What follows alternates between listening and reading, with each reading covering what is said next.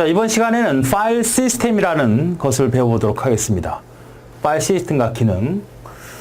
자, 일단 파일 시스템이라고 하는 건 여러분이 생각하실 때 어떤 거라고 생각하면 되냐면, 여러분이 컴퓨터를 켰죠.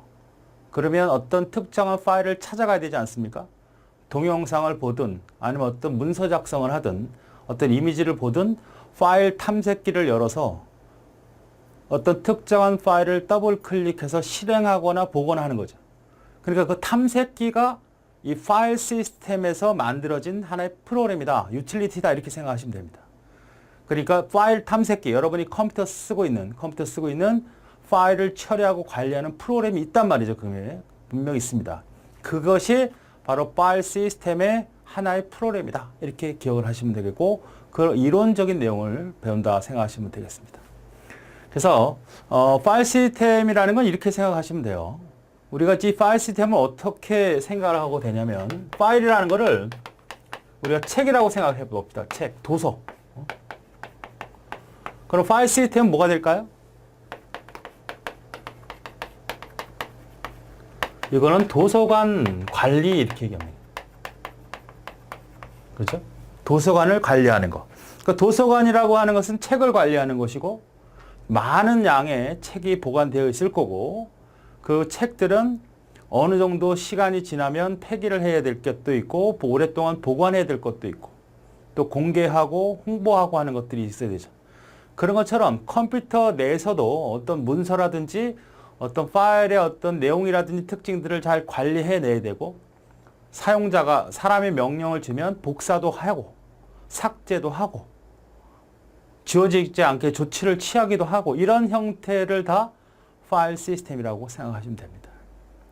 자, 그래서 하나씩 살펴볼까요? 컴퓨터에게 편리한 사용을 해서 정보를 저장하고 관리하는 시스템이다. 자, 컴퓨터의 모든 기능이나 어떤 내용들은 파일 형태로 저장이 되어 있기 때문에 그 파일을 관리하는 건 절대적이죠. 그래서 정보를 저장하고 관리하는 체계다. 논리적이고 일관성이 있는 정보체계다. 그러니까 논리적이라고 하는 것은 추상적인 개념이죠. 실제로 물리적으로 볼 수는 없지만, 우리가 파일이라고 하는 것은 도서관에서 볼 때는 볼 수 있죠. 근데 이건 컴퓨터에서 사용이 되니까 컴퓨터 체계, 컴퓨터 안에서만 사용이 된다는 얘기죠. 그리고 일관성 있게 어떤 특별하게 변칙적으로 사용돼서는 안 되는 거예요. 저장 장치의 물리적인 특성을 고려하여 논리적으로 저장하고 사용하는 특징이다. 그러니까 저장 장치의 물리적인 특성이라고 하는 것은, 우리가 파일을 어디다 저장합니까? 그렇죠. C 드라이브, 하드 디스크에 저장하기도 하고, 플로피 디스크에 저장하기도 하고, USB에도 저장하기도 하고, 심지어 롬 같은 곳에서 저장을 하기도 합니다. 그러니까 거기에 어떤 물리적인 어떤 기계 장치에서 사용이 되더라도 그걸 잘 사용할 수 있도록 해준다, 이런 얘기입니다. 그래서 파일 시스템의 세 가지 요구사항은 기본적으로 도서관이라고 생각하면 됩니다. 대량의 정보를 저장할 수 있어야 된다. 그러니까 워낙 지금 저장 체계가 워낙 많은 파일을 갖고 있지 않습니까? 여러분이 그 파일을 세보지 못할 정도로 많은 파일을 갖고 있죠. 그 다음에 파괴돼서는 안 된다는 얘기예요. 내가 복사를 하거나 그 파일을 열어보거나 그 파일을 실행하려는데 파괴돼서는 안 되겠죠. 도서관에서 책을 보관을 잘 해야지, 뭐 비가 새거나 곰팡이가 쓰게 하면 안 되잖아. 그런 거 같은 개념이죠. 그 다음에 한 사람 이상이 여러 사람이 그 파일을 공통으로 사용할 수 있도록 해야 돼요. 도서관도 마찬가지죠. 1인을 위해서 하는 도서관은 없죠. 여러 사람이 봤던 책을 또 볼 수도 있고 여러 가지 활용할 수 있는 게 바로 파일 시스템의 세 가지 요구사항입니다. 자, 성능 판단 요소가 나올 수 있죠. 뭐 파일 시스템이라고 하는 것은 뭐 일반적으로 파일을 관리하는 시스템이다, 이 정도니까 정의가. 또 필요한 요구사항도 뭐 크게 어려울 건 없고, 바로 성능을 판단하는 요소가 있겠습니다. 그러니까 여기 A라는 컴퓨터가 있고 여기 하드디스크가 있겠죠? 그죠? 여기는 당연히 롬과 램이 있겠죠. 그럼 운영체제가 올라가져 있고, 이 운영체제 일부 중에 파일 시스템이라는 게 있을 거 아닙니까? 어딘가? 자, 이 파일 시스템을 얘가 관리하는 거 아니에요. 그죠? 여기 파일들을 관리할 거 아니야.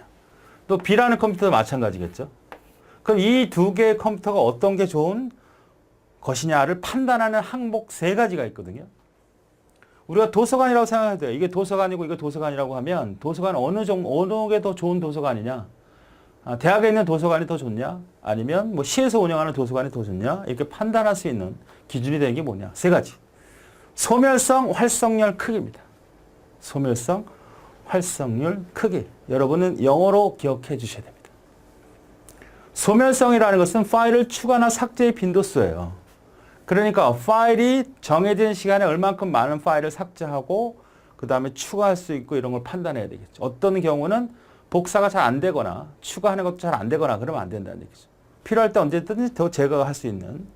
그러니까 이 도서관에서 필요 없는 책, 옛날 지난 것들은 빨리빨리 없애버리고 보관할 건 빨리빨리 보관하고 연도 지난 건 없애버리고 뭐 이런 것들을 어떻게 하면 체계적으로 잘 할 수 있느냐. 그런 형태, 파일을 추가하나 삭제의 빈도수다. 활성률은 주어진 시간에 얼마큼 빨리 접근을 할 수 있느냐. 어떤 컴퓨터 운영체제는 이 파일을 찾기 위해서 상당히 어려워요. 여러분이 유닉스 파일을 잘 안 보신 분들은 여러분이 쓰는 게 보통 윈도우즈 운영체제잖아요. 그걸 쓰다가 유닉스 파일 시스템을 하면 이게 뭔지 잘 모르는 경우가 많죠. 그건 이제 안 써서 그렇지 사용하게 되면 알겠지만 어쨌든 쉽게 사용을 할 수 있고 쉽게 찾아갈 수 있게끔 어렵지 않게 접근할 수 있도록 해주는 것이 바로 좋은 기준이다. 그러니까 이 A라는 도서관에서는 어떤 책을 하나 빌리려고 하는데 되게 어려워. 그럴 수도 있고 B라는 곳에서는 굉장히 쉬워. 이럴 수도 있죠. 그렇죠? 우리가 최근에 요즘에 뭐 카톡으로 송금, 은행 거래 하지 않습니까? 똑같은 거래인데 물론 보안성은 약하지만 카카오톡에서 돈을 보낼 수가 있어요. 뭐 인증카드 안 집어넣고 자기가 이미 결정해 놨다면 한 방에 툭툭툭 해서 착 하면 축축 넘어가죠. 근데 은행이라고 하는 곳에 인터넷 뱅킹을 하게 되면 여러 가지 복잡한 프로그램 또 깔아라, 또 로그인해라, 뭐 인증코드 넣어라, 뭐 여러 가지가 있잖아요. 그런 절차는 그거 힘들다. 보안성이 이제 어쩔 수 없으니까 하겠지만. 그런 것처럼 파일 시스템도 A와 B라고 하는 것도 단순할 수 있고 굉장히 어려울 수 있다. 그것을 우리는 활성률이다. 이렇게 얘기하는 겁니다. 그 다음 규모죠. 얼만큼 많은 파일을 체계적으로 정리할 수 있느냐. 저장할 수 있느냐. 우리 도서관 생각해 보세요. 책만 많다고 되나? 근데 어딘지 책이 알 수가 없어. 쉽게 알아보이지 않게 돼 있어. 책은 많은데. 그건 좋지 않은 거잖아요. 그렇죠.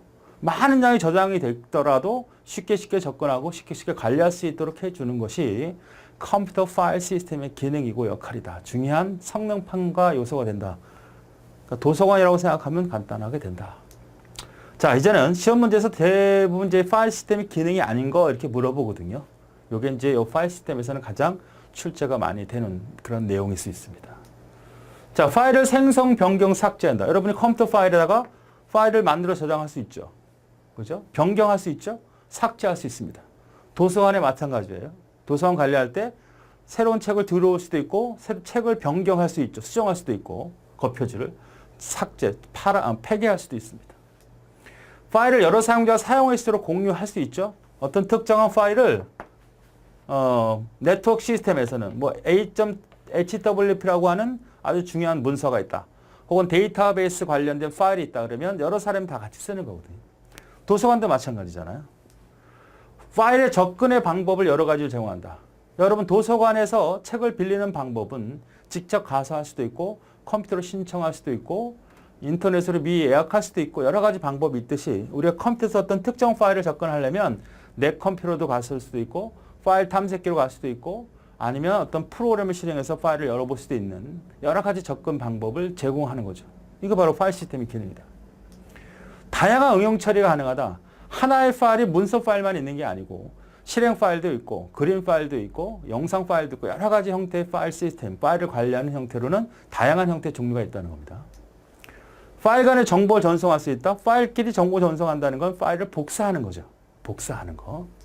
다 했던 거. 백업과 복업. 여러분 잘 모르지만 다 한 번쯤 해봤던 것들이에요.